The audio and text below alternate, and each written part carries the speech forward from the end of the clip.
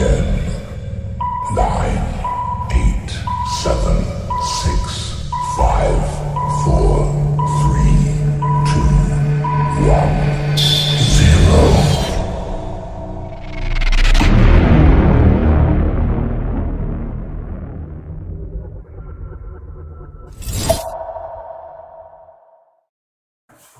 Sudah baik. Assalamualaikum warahmatullahi wabarakatuh. Waalaikumsalam warahmatullahi wabarakatuh. Baik, untuk memulai pembelajaran kita pada pagi hari ini, silakan Ananda berdoa, pimpin fungsi. Grup hormat grup tegak berdoa kepada Bismillahirrahmanirrahim.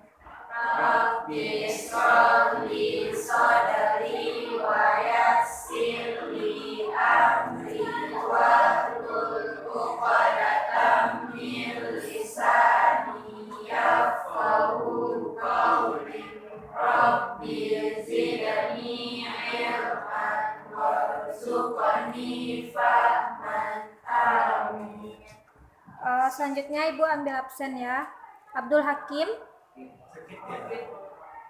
Adib Maulana, Adinda Safitri, Aisyah Nurul, Anggun Putri,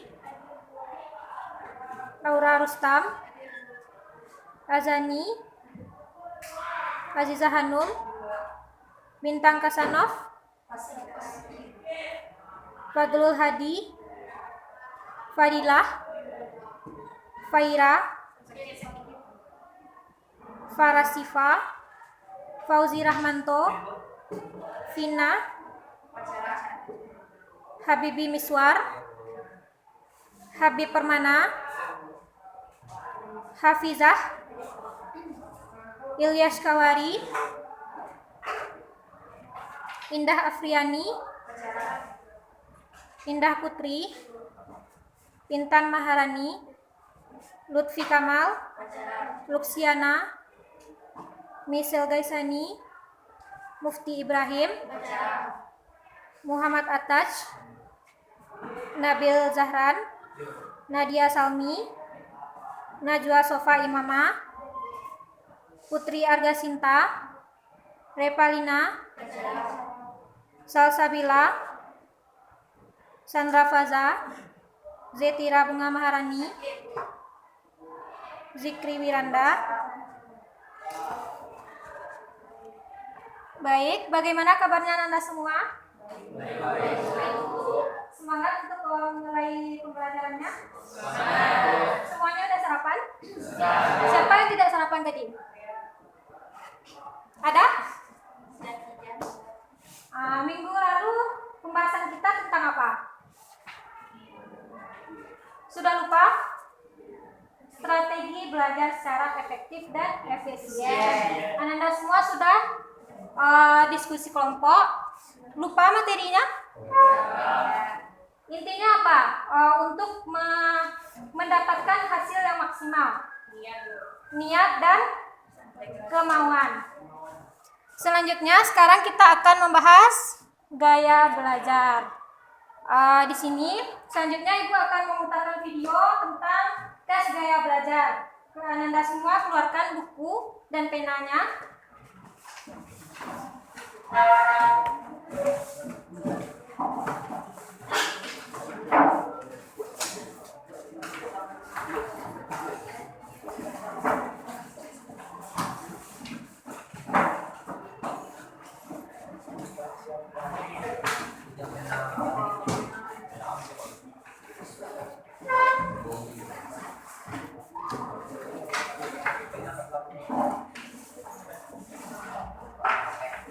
Sudah bisa dimulai?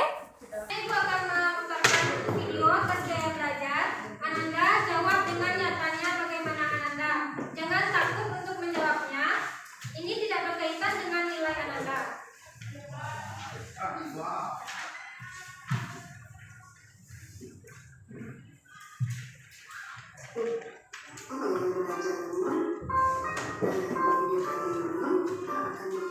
tes gaya belajar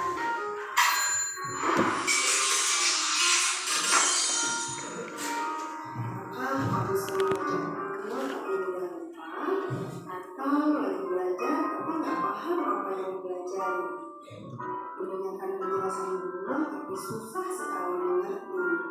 Nah, bisa jadi gaya belajar memang kurang tepat. Ketika itu mengetahui gaya belajar, tujuannya untuk memudahkan kita belajar dan mendapatkan hasil yang maksimal. Jika kamu sudah tahu gaya belajar maka belajar akan jadi lebih efektif. Mengikuti tes belajar berikut ini, pilih salah satu jawaban yang paling sesuai dengan diri kamu. Mari kita mulai. Yang pertama, ketika berbicara kamu A. berbicara dengan tempo cepat, B. berbicara dengan tempo sedang, C. berbicara dengan tempo lambat. Nomor 2, bagaimana cara menghafal? A. menuliskannya berulang-ulang, B. mengulangi kata-kata sekelas mungkin, C. menghafal sambil berjalan-jalan. Nomor 3, ketika menghafal sebuah kata, yang kamu lakukan adalah A. membayangkan kata itu, B. menyebutnya dengan keras, C. menuliskannya. Nomor 4, apa yang bisa membuatmu terganggu? A. benda-benda di sekitar, B. suara, C. gerakan. Nomor 5, apa yang paling kamu ingat? A. orang, lingkungan, meja, B. perkataan, suara, makna, C. kejadian, peristiwa, emosi. Nomor 6, apa yang lebih kamu sukai? A. lukisan, B. musik, C. menari atau olahraga. Nomor 7, ketika membaca, apa yang kamu lakukan? A. melihat bacaan sambil membaca dalam hati, B. membaca dengan bersuara, C. menggunakan jari untuk menutup bagian yang dibaca.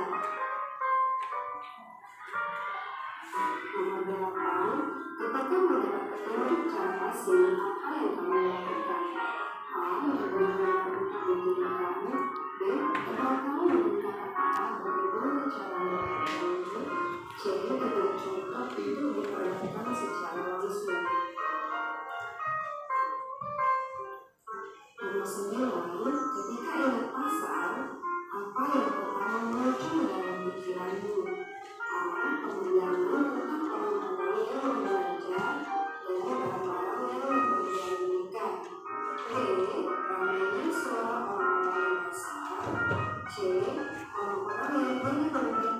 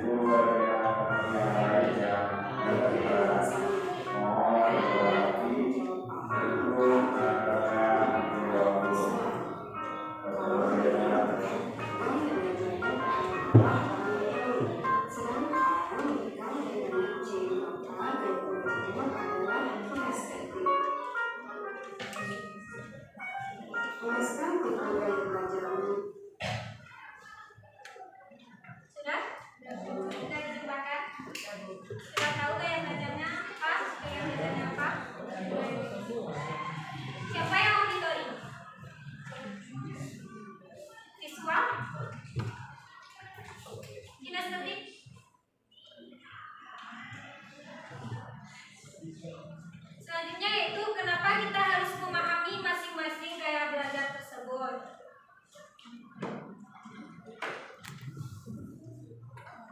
Bagi siswa, dengan mengetahui jumlah gaya belajarnya, siswa dapat menerapkan atau diharapkan untuk menyerap informasi secara maksimal saat pembelajaran berlangsung sesuai dengan gaya belajar Anda. Selanjutnya yaitu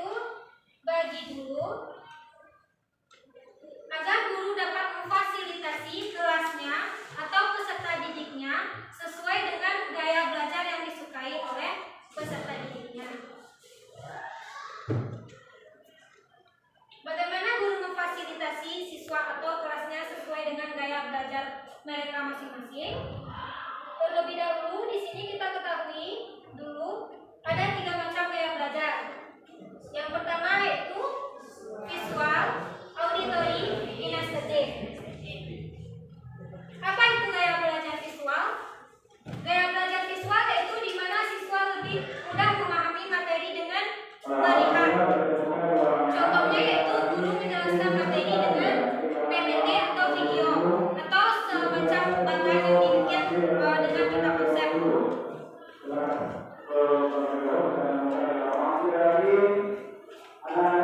Selanjutnya itu gaya belajar visual lebih dekat dengan yang pertama penggunaan warna. Di sini yang visual tadi catatannya memiliki banyak warna. Di sini ada contohnya catatan ibu waktu kuliah. Penuh dengan warna. Ibu IP visual. Selanjutnya itu menggunakan garis. Maksud garis di sini apa?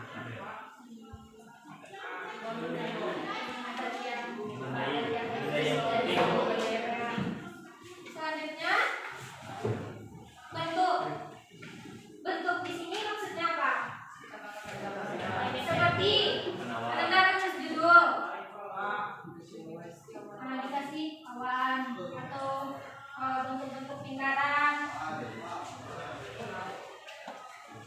Selanjutnya itu karakteristik belajar visual. Karakteristik gaya belajar visual. Yang pertama rapi dan teratur. Di sini rapinya dalam segi apa?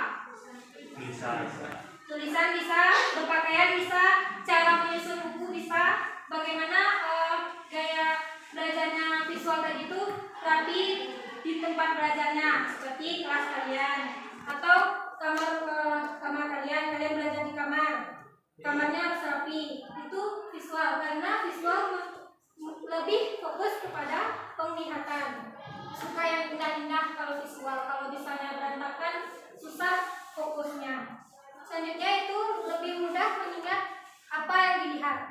Visual di sini seperti itu. Contohnya Ananda membaca buku sebelum ujian.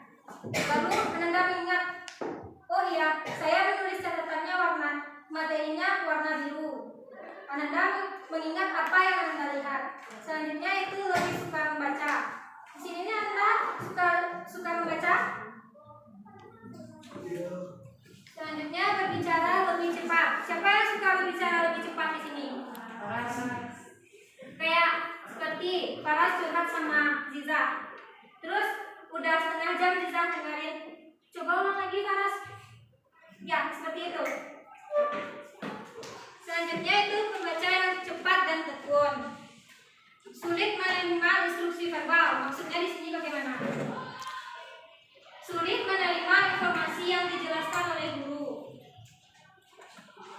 Selanjutnya, tidak mudah terganggu dalam keramaian. IP visual di sini suka belajar dengan kelompok, atau kayak kita minggu lalu presentasi. Itu lebih mudah mereka menyerap informasi. Selanjutnya, suka menggambar apapun di kertas. Di saat guru sudah lama menjelaskan, Anda bosan, terus suka menggambar di kertas. Seperti itu. Selanjutnya, tahu apa yang dikatakan namun sulit untuk mengungkapkan. Siapa yang di sini seperti itu? Guru nanya, Nanda lagi merangkai kata-kata, auditori sama kinestetik udah tunjuk dulu. Ternyata jawabannya sama, ya kan? Selanjutnya, cara belajar yang tepat untuk gaya belajar visual yaitu membaca buku yang tidak hanya tulisan, tapi ditambah dengan ilustrasi seperti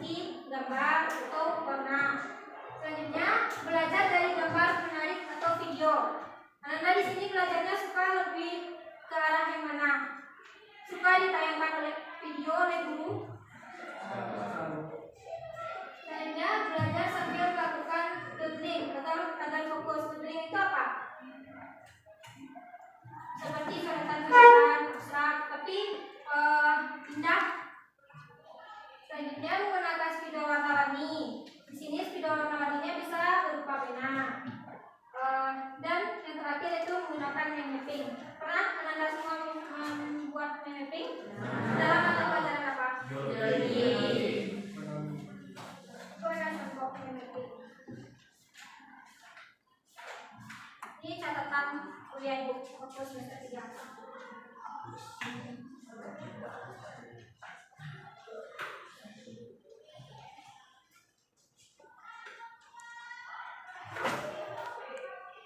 Selanjutnya itu auditori.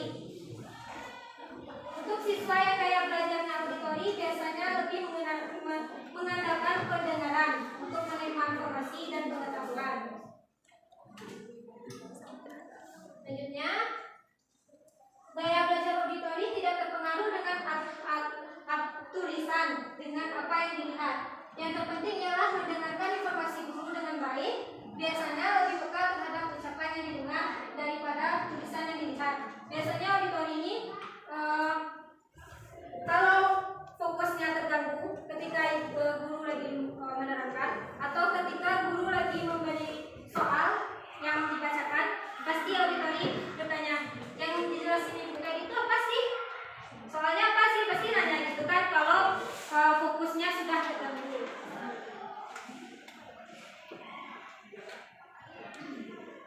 Selanjutnya, karakteristik gaya belajar auditori.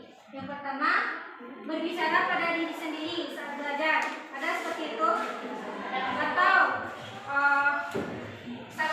pas sholat yang pakai kacamata, kacamatanya ditaruh tadi mana? Di mana ya kacamataku tadi? Pasti ngomong sendiri. Selanjutnya, senang mendengarkan. Yang selanjutnya lebih mudah mengingat apa yang didengar daripada apa yang dilihat. Benarkah demikian? Seperti kalau ujiannya tidak membaca buku, tapi minta tolong sama teman yang sebelah, tolong dong bacain materinya. Ketika ujian, ingat tuh yang dibacain teman tadi. Selanjutnya, mudah terganggu dalam keramaian. Tipe auditori di sini ya. Kalau udah ramai itu, apalagi kalau udah banyak suara bising, pasti susah fokus. Ngerti kan?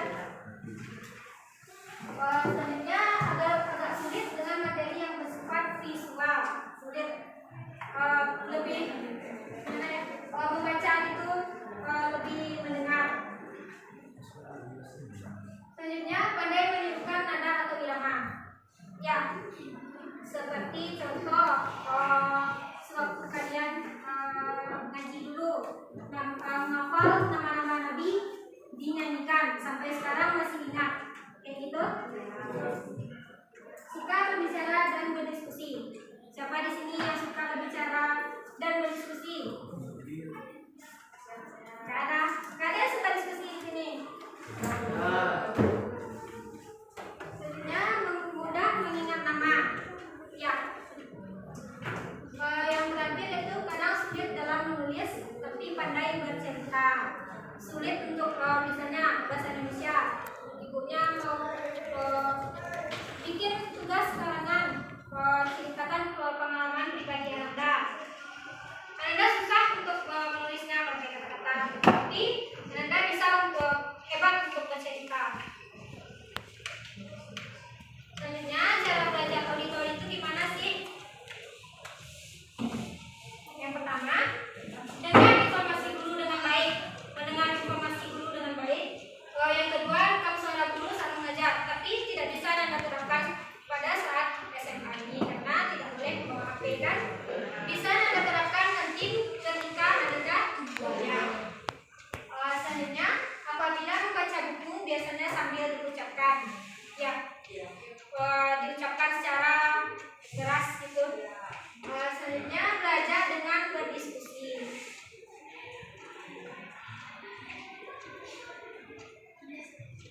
Kinestetik. Siswa kinestetik di sini memiliki yaitu lebih senang melibatkan gerakan. Biasanya orang yang tipe seperti ini merasa lebih mempelajari sesuatu, tidak hanya sekedar membaca, tapi langsung mempraktekkan.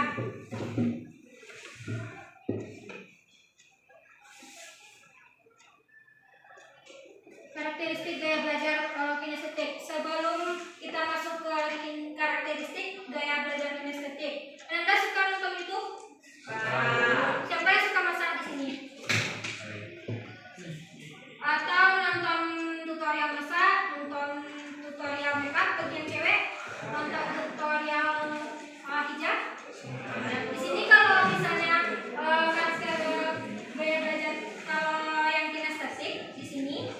lebih mempraktekkan seperti nonton tutorial hijab atau makeup, langsung praktekkan ambil hijabnya atau makeupnya, tidak memikirkan apa hasilnya nanti, yang penting coba dulu mempraktekkan.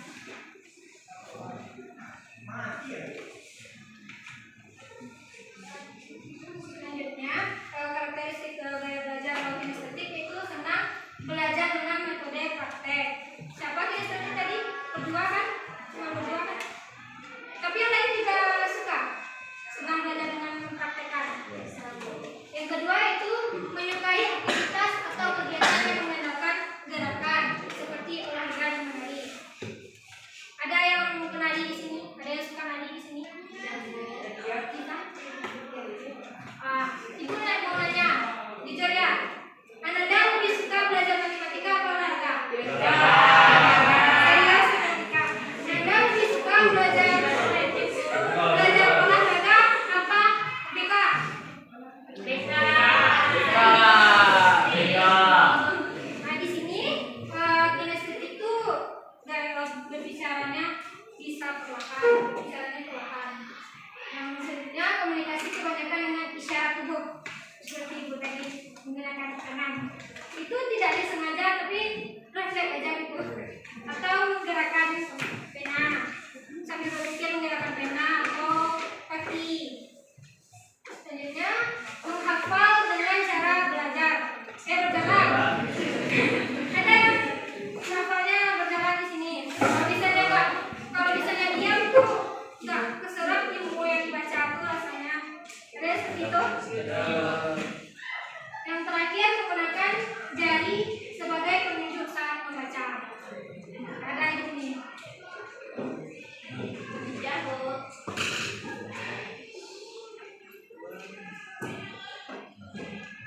Cara belajar yang tepat untuk gaya belajar kinestetik. Yang pertama, saat mendapatkan materi pembelajaran, bila memungkinkan cobalah untuk mempraktekannya. Di sini kan contohnya seperti Ananda dapat tugas dari mata pelajaran kimia atau biologi. Bisa Ananda langsung praktekkan. Nanti ketika ujian kan ada materi. Oh iya, saya ingat prakteknya kemarin itu kayak gini. Pasti bisa Ananda ingat kembali saat ujian.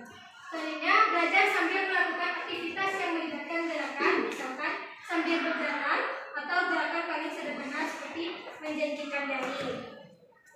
Yang selanjutnya, melakukan eksperimen dari materi yang didapatkan dari guru, seperti biologi tadi, dan eksperimen di labor. Mengunjungi tempat yang berhubungan dengan materi pembelajaran, misalnya sejarah, museum, dan yang terakhir itu mengikuti eskul karya ilmiah remaja.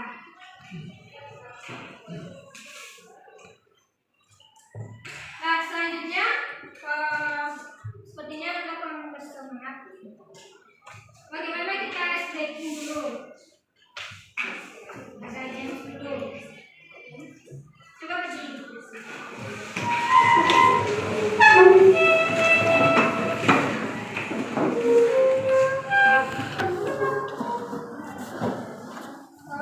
Gamesnya di sini Marina menari di atas menara. Bisa? Diulangi lagi. Marina menari di atas menara. Udah hafal? Sekali lagi. Marina menari di atas menara. Ya, lakukan. Fokus. Marina menari di atas menara. Menara, Marina menari di atas menara. Ayo fokus. Marina di atas menari menara. Marina menari menara di atas. Satu kali lagi. Di atas menara. Marina menari di atas menara. Marina menari. Marina menari di atas menara.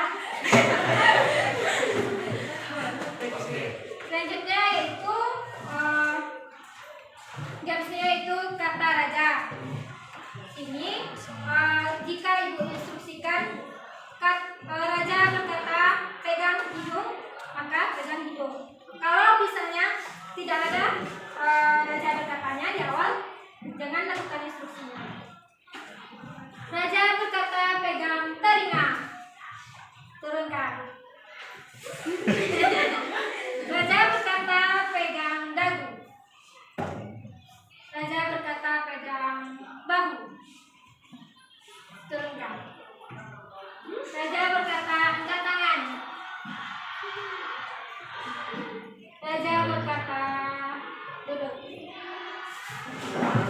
Tangannya kan belum dimasukin. Belajar berkata, turunkan.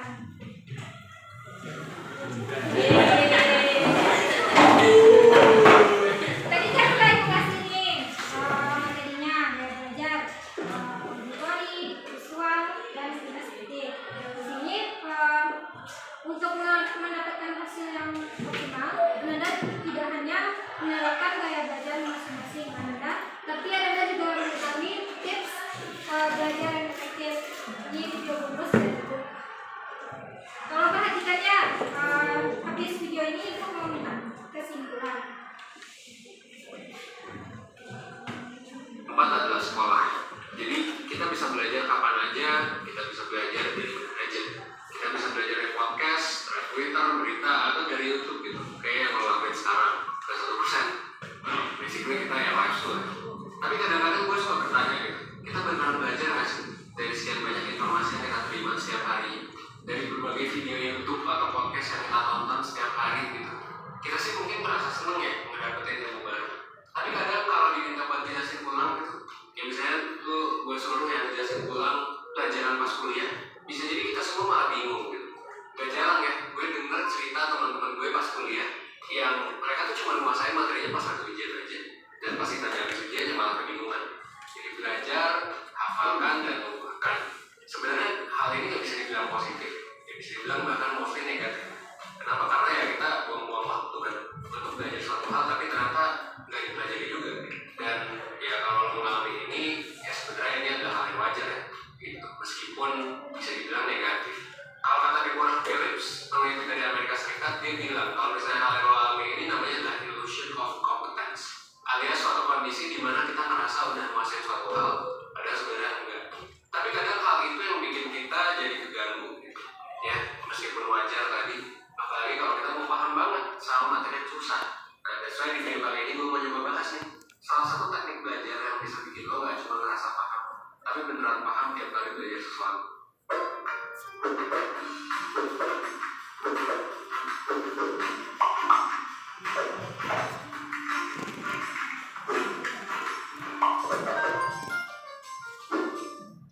Nah, kayak yang udah gue sampaikan sebelumnya, illusion of competence itu adalah hal yang umum banget terjadi dalam keseharian kita. Alasannya simpel, karena ada banyak hal yang gak bisa kita pahami dalam waktu singkat. Bahkan belajar suatu hal dalam jangka waktu panjang pun gak selamanya benar-benar bisa memastikan kita benar paham. Hal ini terjadi karena otak kita gak bekerja kayak komputer yang semua tuh langsung aman gitu tersimpan. Gak semua informasi yang kita terima bakal secara utuh masuk ke long term memory, alias ingatan jangka panjang kita. Informasi yang kita terima tuh bakal masuk lewat saringan-saringan, mulai dari short term memory, ingatan jangka pendek, dan disaring dulu oleh yang namanya working memory, sampai akhirnya ke long term memory. Yang di sana pun untuk lolos saringannya, sebuah informasi perlu secara terus-menerus diproses secara aktif biar melekat gitu, dan akhirnya masuk ke long term memory. Makanya kita mudah banget ya buat nginget gosip-gosip artis favorit, tapi kita mudah banget lupa sama materi yang kita jadi di sekolah. Alasannya karena ya memori tentang artis ini ya sering kita latih secara aktif. Coba deh, gosip itu ya setiap hari kita dapetin ya beritanya gitu. Kita cari di Google, kita diskusin sama temen, bahkan mungkin kita bikin komentar thread gitu ya panjang, atau instastory di close friend kita gitu tentang gosip tersebut. Jadinya mudah banget informasi gosip ini melekat di otak kita. Kalau kita bandingin sama pelajaran di sekolah, kayak misalnya rumus geometri gitu, prinsip ekonomi atau unsur kimia yang ya cuma kita diskusiin bisa jadi sebelum ulangan doang, ya beda ya. Dan soalnya memang 1% selalu mempromosiin cara belajar yang aktif dibandingin cara belajar yang pasif. Aktif di sini bukan artinya membaca ulang terus-menerus 24/7 gitu, tapi melatih ingatan dengan cara mencoba menjelaskan ulang, atau bisa juga dengan mengelaborasikan ingatan yang kita punya dengan informasi baru yang kita dapat. Terus gimana nih caranya biar cara belajar kita jadi lebih aktif? Well, kita udah pernah bahas beberapa sebenarnya. Salah satunya adalah teknik active recall yang bisa lo cek di video ini. Sekarang kita bakal bahas ya salah satu teknik lagi buat nambah persenjataan lo untuk belajar. Nama tekniknya adalah teknik Feynman. Teknik ini diciptakan oleh Richard Feynman, ilmuwan dan pengajar fisika terkenal. If you don't know him, ya. Dia itu asal Amerika yang pernah dapat Nobel Prize. Nah, balik lagi ke teknik Feynman. Jadi menurut Feynman, cara belajar yang terbaik untuk belajar sesuatu adalah dengan coba untuk ngajarin hal itu ke orang lain. Kenapa? Karena dengan kita ngajarin ke orang lain, kita bakal ada usaha untuk diri kita sendiri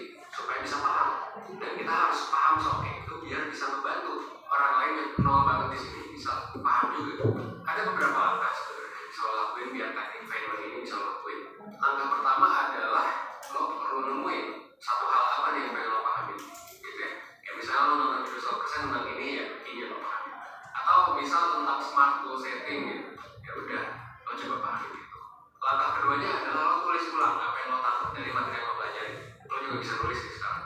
Dan kalau bisa pakai bahasa yang gampang lo ngerti. Seolah-olah lo jelasin materi ini ke temen yang belum pernah dengar materinya sama sekali.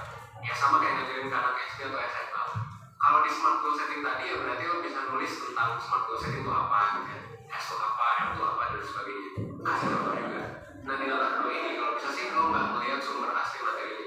Kenapa? Karena kalau lo cuma ngulang apa yang dibilang sama sumber aslinya, bisa jadi lo belum tentu paham karena cuma ini doang. Jadi coba bangun pengetahuan itu sendiri, meskipun nanti ya bisa jadi review. Kalau stuck, nah baru lanjut ke langkah ketiga yaitu ngecekin hasil penjelasan lo dengan sumber aslinya. Kira-kira udah tepat belum? Kalau ada yang kurang tepat ya langkah tepatnya adalah revisi. Pastiin lo juga bisa ngerti dengan mudah dan semua rasa penasaran lo terjawab, gitu ya. Dan langkah terakhir buat mastiin lo udah menguasai suatu materi adalah coba jelasin catatan materinya ke orang lain. Selain buat ngecek pemahaman, hal ini juga ya buat bikin informasi lebih lama di prosesan otak dan untuk bikin informasi lebih mungkin buat masuk ke long term memory. Nah sekarang lo udah punya kan teknik buat belajar yang efektif. Lo bisa terapin teknik ini ke berbagai hal, bisa materi sekolah, ya, bisa materi kuliah, bisa materi kerja, atau materi kehidupan. Kayak yang kita ajarin sekarang di 1% Indonesia Life. Contoh misalnya mengatasi overthinking, gimana cara dapetin gebetan dan sebagainya. Gue yakin lo harusnya makin lama harusnya bisa jadi lebih percaya diri belajar hal baru dengan lo belajar hal ini. Dan ya kalau belum percaya diri gak apa-apa juga ya. Dan selain nama kita 1%, tapi kita percaya bahwa ya 1%.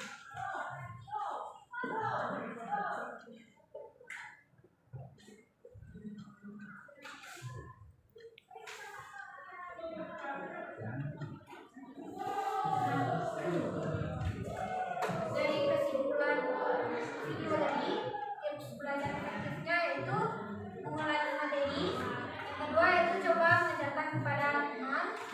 Yang ketiga, tulis ulang. Dan yang keempat,